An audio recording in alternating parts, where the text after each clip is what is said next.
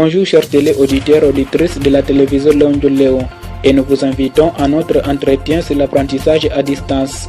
L'apprentissage à distance, c'est le programme du ministère de l'EPST avec l'appui de l'UNICEF pour l'objectif d'accompagner les élèves à cette période de confinement suite à la pandémie de coronavirus. Dans cet entretien, nous sommes avec les sous-prophètes de la sous-division provinciale de l'EPST de Moba 1.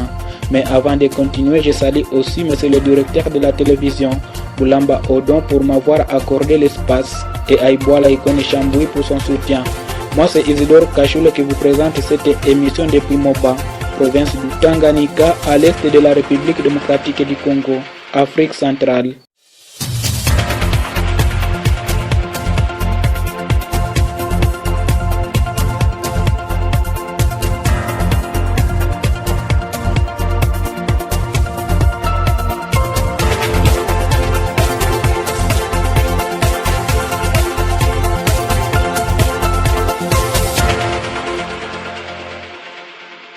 Le ministère de l'EPST, avec l'appui de l'UNICEF, a initié un programme d'apprentissage à distance au profit des élèves du primaire et du secondaire. L'objectif, selon les sous-prophètes de la sous-division provinciale de l'EPST de Moba 1, est d'accompagner ces élèves à cette période de confinement suite à la pandémie de coronavirus. Moma Temunga Jean-Willy, dans notre entretien, a commencé par ses commentaires. Pendant que nos écoles sont momentanément arrêtées, suite à l'état d'urgence sanitaire prôné par le chef de l'État, son Excellence Félix Antoine Tshisekedi Tshilombo, suite à la pandémie du Covid-19, afin d'éviter la propagation de cette dernière, le ministère de l'enseignement primaire, secondaire et technique, son Excellence Willy Bakonga Willima, a arrêté des dispositions pratiques pour l'encadrement des élèves pendant cette période de la pandémie. Entre autres, il y a la disponibilisation de cahiers d'exercice que le ministère, avec l'appui des partenaires de l'UNICEF, qui ont disponibilisé aux élèves pour s'exercer pendant cette période de crise. Et en plus, il a aussi parlé de l'enseignement à distance, qui est appuyé effectivement par nos partenaires, et surtout le partenaire incontournable, l'UNICEF. Ici, chez nous, le cahier d'exercice n'est pas arrivé. Il n'est pas arrivé à Moba. Si bien qu'on attendait qu'on nous envoie le cahier d'exercice, mais ça ne se laisse pas toujours voir. Mais cependant, l'enseignement à distance est déjà opérationnel ici à Moba.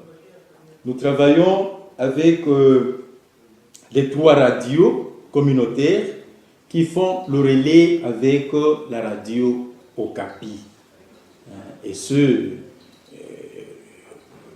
l'enseignement a déjà débuté, l'apprentissage est en cours et les élèves sont bénéficiaires au moins de cet enseignement pendant ce temps de crise. Alors, l'apprentissage, en fait, la leçon se passe à la radio chaque jour, du lundi au vendredi. Et ce, ici chez nous, l'apprentissage se passe chaque jour de 9h15 jusqu'à 10h15 chaque jour. Alors, le soir aussi, de 15h05 à 16h juste. Voilà au moins dans le premier temps ce qui se passe ici chez nous. L'apprentissage est vraiment effectif. Maintenant, comment se passe la communication entre vous, les élèves, les enseignants, les parents d'élèves et même les personnels de l'éducation par rapport à cette période de la pandémie? Vous savez, monsieur le journaliste, cette situation causée par le Covid-19, c'est une première ici chez nous, en République démocratique du Congo. Et même l'apprentissage à distance, c'est une innovation. Nous, les parents, les élèves et même les enseignants n'ont pas été préparés dans ce cadre. C'est une première. Alors, nous avons eu une difficulté vraiment énorme pour que les enfants puissent se mettre à suivre cet apprentissage. C'est un problème très sérieux. Si bien que d'abord ici à Moba, ce n'est pas tout le monde, ce n'est pas tout parent qui dispose d'un poste radio. Ce n'est pas tout parent. Donc, les parents ont une culture comme quoi chaque matin, ils sont là juste pour suivre le communiqué qui vont se passer à la radio. Une fois saisir le communiqué, il ferme la radio et il va au champ. Et maintenant, l'enfant qui se parent à cette radio pourra ouvrir à l'absence de son parent, c'est un problème. Donc le parent est au champ, l'enseignement se passe, il a fermé sa radio, il est parti. Et donc, d'une façon générale, c'est ça. Et oui. Oui, peut-être là, même les radios peut-être n'arrivent pas à atteindre les territoires de Moba qui est vaste. Est-ce que c'est parmi les difficultés de la communication? C'est tout à fait. C'est juste ça aussi, c'est un fléau parce que les ondes de la radio émettent à 350 km. Ils arrivent jusqu'à 350 km. Et ce n'est pas toute la surface qui en bénéficie. Et peut-être on n'a pas encore parlé des difficultés, mais c'est les sous-préfets de la sous-division provinciale de l'EPST de Moba 1, les gouvernements congolais par le ministère de l'Éducation avec l'appui du partenaire UNICEF ont pris cette initiative d'instaurer ces programmes, ces systèmes de l'apprentissage à distance. Comment d'abord vous avez apprécié ces programmes, ces systèmes? En tout cas, j'ai loué le bon Dieu. J'étais l'homme le plus flatté en apprenant l'initiative prise par le ministère de l'EPST pour encadrer l'enfant pendant cette période cruciale. J'ai les larmes aux yeux quand je suis en train de voir comment l'enfant échappe à l'encadrement de son parent pendant cette période. Et là, j'ai trouvé vraiment l'importantissime de l'enseignement, parce que l'enseignant encadrait l'enfant pendant toute une longue période. Et le parent ne le recevait qu'après les heures de cours, pour un temps. Maintenant, aujourd'hui, le parent a la charge de garder l'enfant du matin au soir. Et maintenant, il se retrouve à un certain moment irresponsable, si bien qu'aujourd'hui, si vous sillonnez par-ci, par-là, vous trouvez les enfants, les uns avec des grossesses, les autres qui deviennent mendiants, qui vagabondent par-ci, par-là. Mais quand le ministère de l'EPST a pris l'initiative d'initier l'enseignement à distance, l'encadrement à distance, nous avons sensibilisé les parents et même certains enseignants de se mettre à côté des enfants pour qu'ils puissent suivre, qu'ils puissent passer ce temps à entendre, à écouter cet enseignement qui se passe à distance. C'est quelque chose, c'est un ouf de soulagement pour vous. Est-ce que, monsieur le sous-préfet, est-ce que pensez-vous que ces cours qui passent à Okapi, à RTNC, sont suivis par les élèves et même d'abord dans les territoires, dans la sous-division provinciale de l'EPST de Moba 1? Est-ce que les enseignants aussi, les parents d'élèves suivent ces programmes d'apprentissage à distance, selon vous? Oui, je vais dire oui et non. Oui, pour les élèves finalistes. Les élèves qui ont intérêt à sanctionner leur cycle, en l'occurrence les élèves de 6e primaire. Parce que chaque parent de l'élève de 6e s'est donné l'opportunité de chercher d'abord un cahier d'exercice. Ils ont payé dans des maisons XY. Et ils ont vu que non, l'enfant devait préparer les examens sélectifs. Voilà les élèves finalistes qui préparent les examens sélectifs.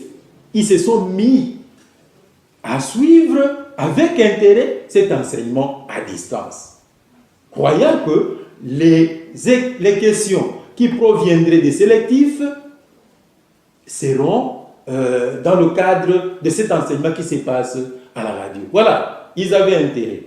Là, j'ai dit que vraiment c'était oui, pour certains qui suivaient l'enseignement à distance. Mais les autres, de basse classe, imaginez-vous un enfant de première année primaire. Et si vous l'appelez pour qu'il puisse suivre la radio, vraiment, c'est peut-être un de trop, un élément de trop pour l'imposer. Il va vous haïr. Papa, la radio, qu'est-ce que moi je vais entendre à la radio? Peut-être, en fait, même les parents ont difficile même à suivre cet enseignement, la radio, les informations. C'est tout un problème. Que dire d'un enfant de première année primaire, de deuxième année primaire, de troisième année primaire? Ils n'avaient pas intérêt. C'était peut-être les tracasser. Mais pour les élèves finalistes, oui, ils avaient intérêt parce qu'ils devaient chercher comment sanctionner leur cycle. Mais c'est le sous-préfet, je vous ai bien écouté, je vous ai bien entendu, vous avez dit que vous avez sensibilisé la population, vous avez sensibilisé les parents d'élèves. Oui. Mais comment est-ce que les parents ne peuvent pas suivre, les enfants ne peuvent pas suivre comme ça à travers la radio? Ils n'ont pas l'intérêt peut-être à être à côté de la radio.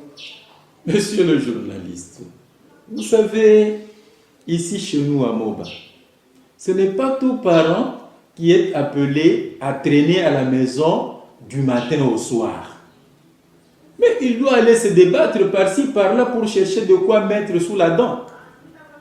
Et pendant ce temps, est-ce que l'enfant aura le courage d'aller suivre la radio, un enfant de 4e primaire? Il faut qu'il soit là sous la houlette de son parent. Si le parent est permanent, par exemple dans les après-midi, oui, là ça se passait. J'étais témoin moi-même quand je voyais les parents qui appelaient les enfants, venez, l'enseignement commence déjà, venez tous. Alors là, les enfants se mettaient sous la houlette d'un parent dans les après-midi, avant midi. Vraiment, c'était va-que-vaille.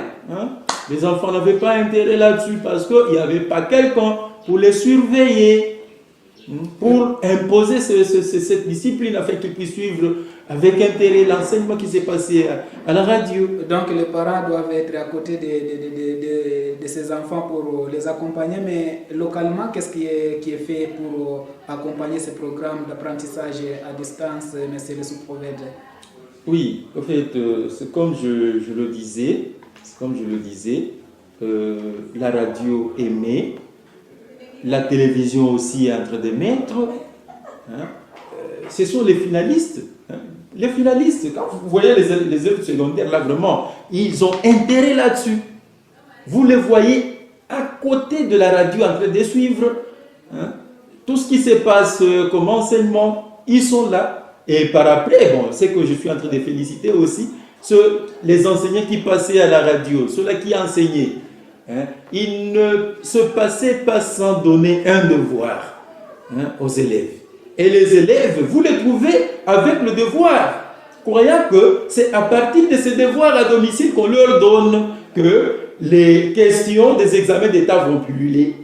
Voilà pourquoi est-ce qu'ils mettaient beaucoup d'intérêt là-dessus. Et moi, vraiment, c'était un ouf de soulagement pour voir les enfants finalistes qui préparaient avec conscience les examens d'État. Et à côté d'eux, les enseignants les accompagnaient. Les enseignants nous accompagnent. En dehors des radios, est-ce qu'il y a des réunions, il y a des rencontres où peut-être les enseignants se communiquent, ou les élèves se communiquent, les parents d'élèves se communiquent sur l'apprentissage à distance instauré par le ministère de l'EPST en partenariat avec l'UNICEF? Oui, là je dis oui, ils se communiquent.